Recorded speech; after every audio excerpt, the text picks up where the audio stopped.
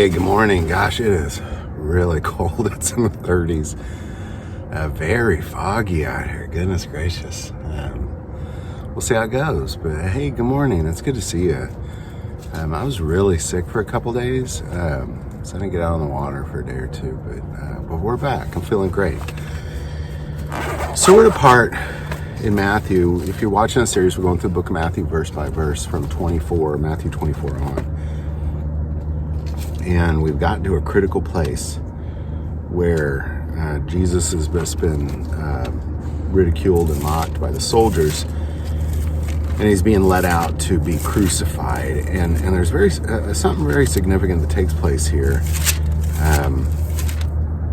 We're going to pick it up there in Matthew 27:31. Then when they had mocked him, they took the robe off him, put his own clothes on him, and led him away to be crucified. As they came out, they found a man of Cyrene, Simon by name. Him they compelled to bear his cross. Now, depending on which version you read of that, it says they compelled him to bear his cross, the Simon from Cyrene. But in Mark's version, it says he has two sons, Alexander and Rufus. And then in Luke's version, it says they made him do it, like they grabbed hold of him and made him do it. And he was coming from the country. Now, I just want to kind of talk about Simon of Cyrene for a little bit, because Cyrene is in Libya. And at the time, there were hundreds of thousands of Jews in Libya, forced there by the Roman government, of all things. And Simon had made, most likely, a journey to Jerusalem to pay homage to the temple. And his sons, Alexander and Rufus, went with him. And I just picture this man, he's just kind of minding his own business, wrong place, wrong time. And he's with his two boys, and they just grab him. And Jesus walks in front of him, and he walks behind him carrying his cross. According to Luke's version. And that's the last we really hear of him. Now, I do want to mention a couple things. That there's moments in time when something happens in our life where we change spiritually. Just something happens. For me, it was a moment where I just was out jogging, and I only had one daughter at the time, and I was just thinking about what it would be to sacrifice my only daughter. And I couldn't do it. I thought, I don't love anybody that much. And I was in that moment overwhelmed with the amount of love that God had for me, that he would do it for me. There's nobody on this earth I'd do it for, but he'd do it for me. And I was overwhelmed with that love. And I believe for Simon, that was what this was for him as well. Was this a moment in time when he changed? And I believe he changed. There's no mention of it. This is it. This is the end of his story. But I'd like to add that in Acts, he talks about Cyrenian preaching and changing the world, and they stayed with him for over a year. Paul and Barnabas stayed with him for over a year. Many were saved. Could have been Simon. Doesn't say it was Simon, it just says a Cyrenian. And I couldn't imagine walking behind Jesus carrying his cross for him. What an honor, first of all. What an honor.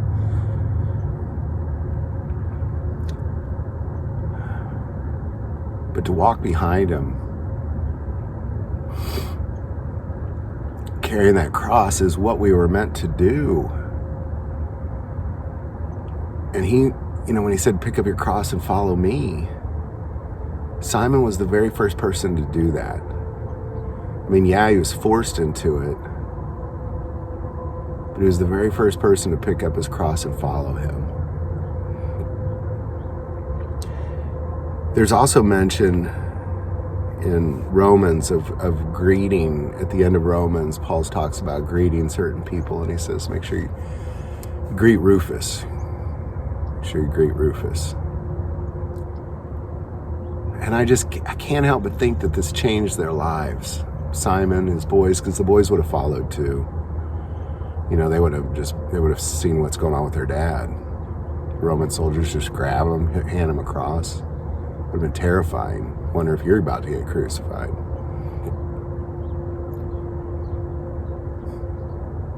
And they follow him, and I just can't help but think that this changed him. It had to have changed him. Had to have.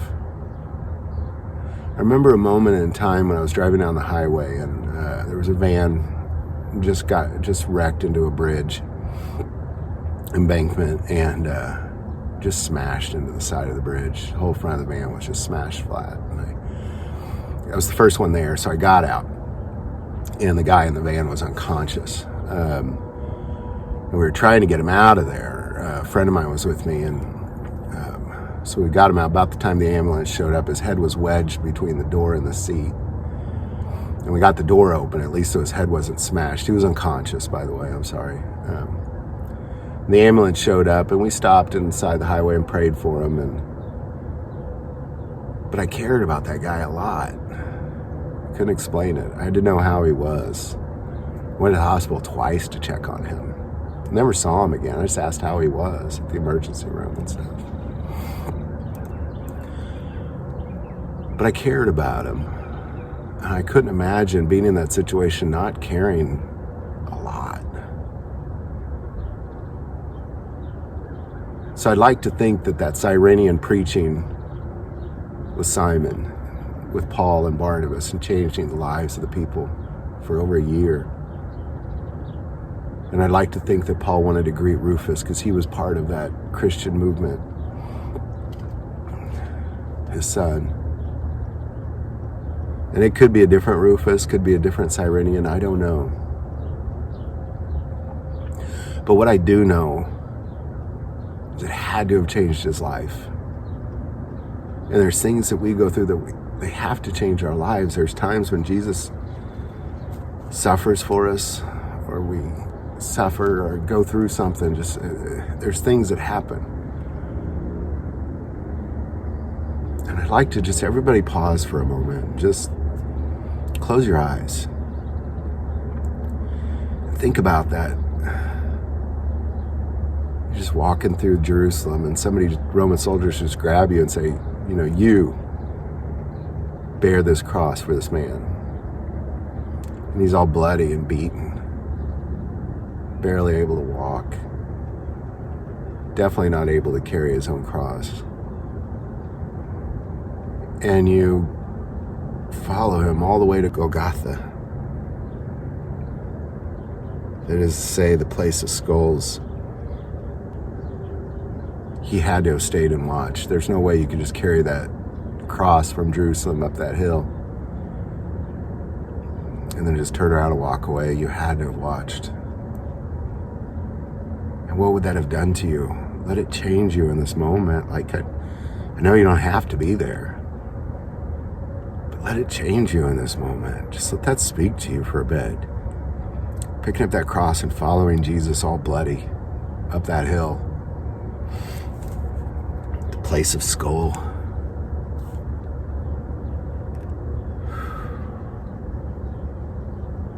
And then watch him go through that.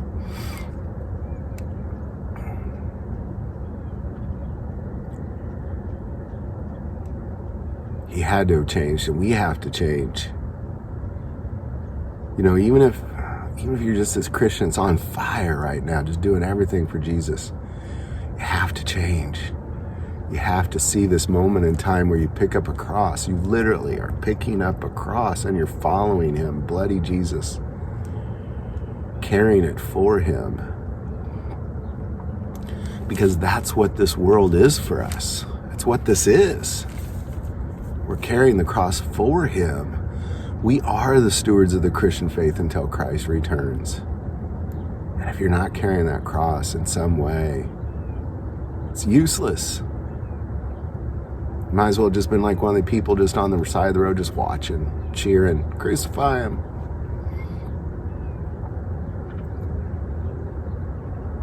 We have to change. We have to see it like that. Just picture this moment in time of you walking down the street and up this hill, carrying this heavy, heavy cross. Seeing a man in chains in front of you, just all bloody. And knowing that he did that for you. He did that for you. And in that moment, nobody did anything for Jesus in that moment. Nobody did anything for him. His disciples fell asleep on him in the garden. They all scattered and ran. Peter betrayed him. His friend betrayed him.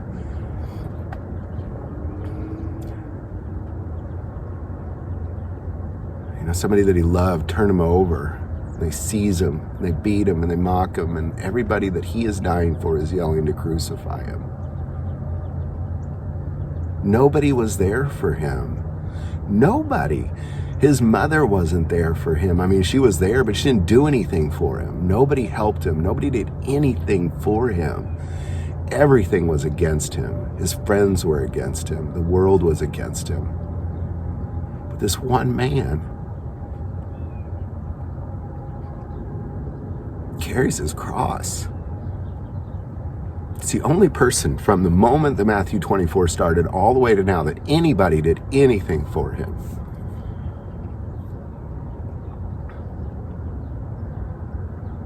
And he did the one thing that Jesus asked all of us to do. Pick up your cross and follow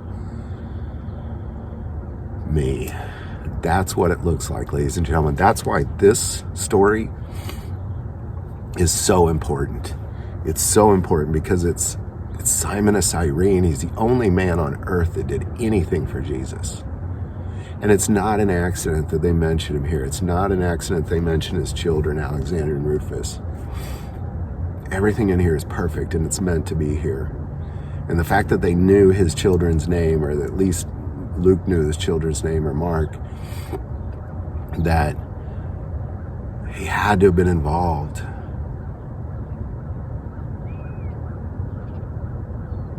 But that's what we're to do. Not figuratively, literally. That's not comfortable. It's not comfortable picking up a cross and following somebody.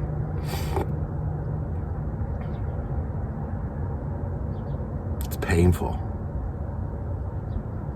It requires you spend energy and time. It requires you suffer.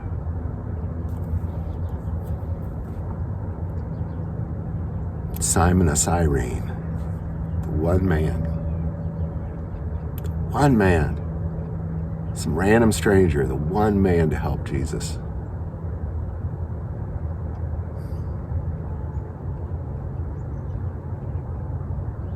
That's how we have to look at it. Just ask everybody to take some time and pray about this. Pray this through. Because that is what we are to do.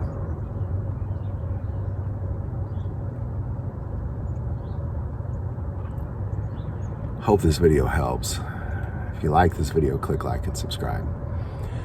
If you feel called to support this channel, Patreon, that link is below. But the most important part of this channel is we take prayer requests. So please don't ever hesitate to send that in. Thank you for watching this episode of God, Family, and Guns. And as always, love God, love your family, and love guns.